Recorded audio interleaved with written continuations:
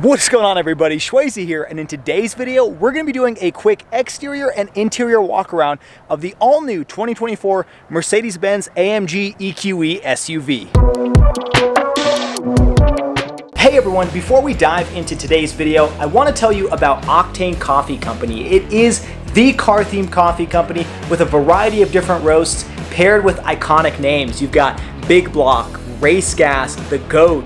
It's perfect for early morning cars and coffee or cruises down the canyon. It is the coffee for all car enthusiasts. Pick up your bag at OctaneCoffeeCompany.com, link is down below, and get 10% off your first order using promo code Octane10. Now back to the video. All right, so Mercedes just dropped off this AMG EQE SUV just a couple hours ago, and I will be doing a comprehensive in-depth car review of this vehicle on the channel. But the purpose of today's video is to just give you an introduction, show off the exterior, interior, and try to find out what you really want to know about this vehicle. Now, first off, starting off with the exterior, this has a very similar design to the EQE SUV that I reviewed just a few months ago. It was the EQE 500, but there are some small differences here. So starting off with the front end, same headlights, you still have that cool light bar across the front, but the grille is a little bit different. The other one had a bunch of Mercedes logos. This one has the AMG inspired grille, and then the front splitter is also different on this AMG version, so it looks a little bit more aggressive. I mean, especially from this angle with that white and black, it looks very mean, very menacing, and that makes sense because the power here is immense. Now coming across the side, you got the AMG 21-inch wheels over here, which look really good. I like that they call it the Y-spoke design, but it matches the exterior. And then this one actually has carbon ceramic brakes, which is an additional option, but it definitely adds for that stopping power. This particular vehicle also has like the midnight package, so a lot of the chrome accents are blacked out. So the mirror caps, the window surround, you got EQE badge over here is also blacked out. So I think it matches the white and black exterior. I think if you had a darker color, it might look a little bit too dark, but I think it matches this vehicle. And the length of this vehicle is actually not as small as it looks, because it looks kind of rounded, it looks kind of small, but the vehicle is about the same size as your standard midsize SUV. It's not a compact crossover by any means.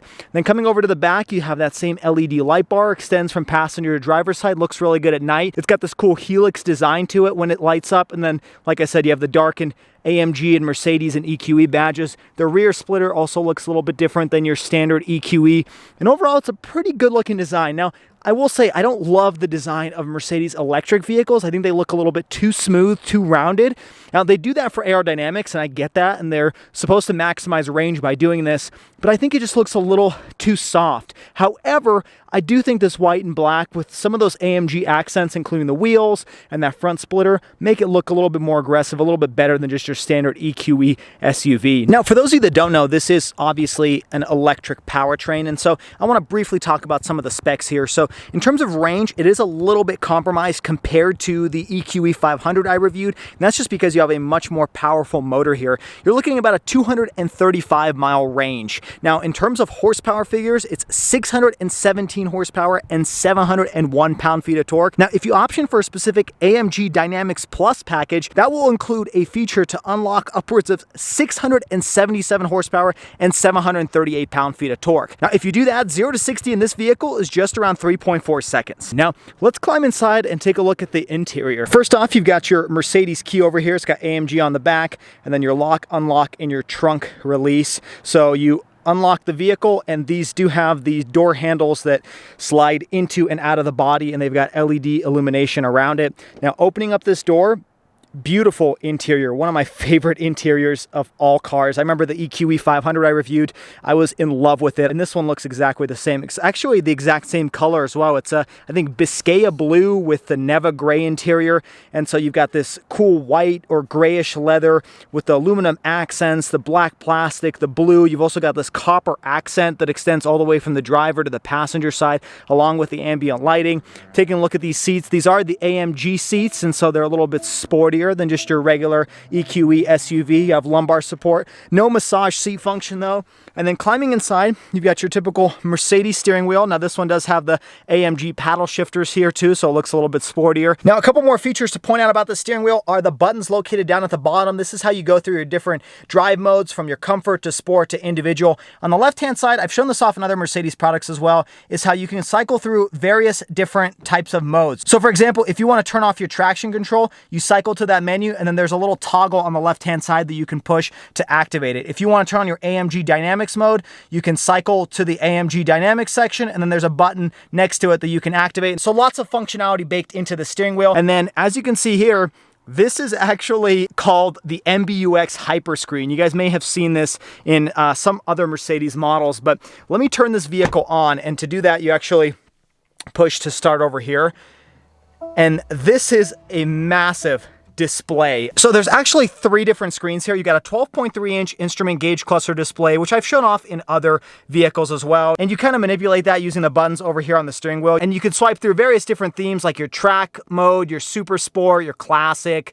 You can do like a subdued or a calm mode. And so there's lots of variation there. And then if you swipe up, you can actually regulate the heads-up display. And this one does come with that as an option. My particular tester does. And lots of colors there as well in the head-up display, especially in this super sport mode. But then moving towards the center, you've got this large 17.7-inch touchscreen display, and it really is massive. I've only seen it one other time in the EQS SUV, and it definitely doesn't disappoint. And then you've actually got another 12.3-inch touchscreen over there, and it's kind of tinted when you're looking at it from this angle. It actually looks a lot more vibrant when you're sitting behind the passenger seat. And also, this screen will start functioning when there's somebody sitting here. So you can manipulate the navigation, you have your own comfort settings, and so each person has their own screen in the front row.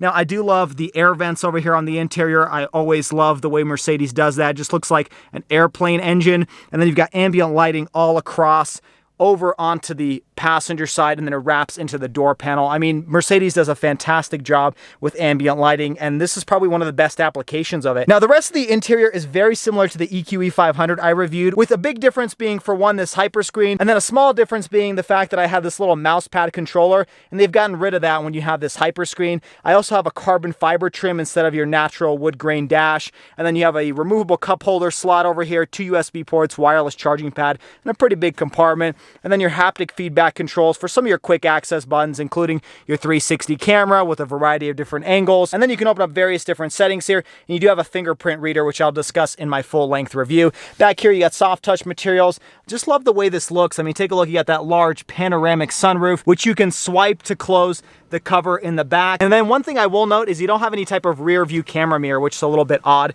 But let's jump into the second row, show you what that looks like. One more look at the interior. Looks gorgeous. And then jumping into the second row, good amount of legroom back here, just like any other mid-size crossover. Nice soft touch materials here, that same leather color, your Burmester 3D audio system. And then climbing back here, this is me sitting behind myself. Plenty of legroom over here. There's no center hump either because this is, you know, an electric skateboard platform, so there's no transmission tunnel. This one has the optional 4-zone climate control. So you've got 2 different types of air temperature controls back here. And then you can get rear heated seats, but this one doesn't come with it. Your air vents look pretty good. Overall, you know, plenty of space back here to chill out. You've got 2 USB ports. And then with the sunroof open, of course, you have a great view outside. And then let's take a look at the trunk space. But jumping back here, you open it up by pushing that button. And then it does have the hands-free system where you can swipe your leg and open it, but I prefer to use the button.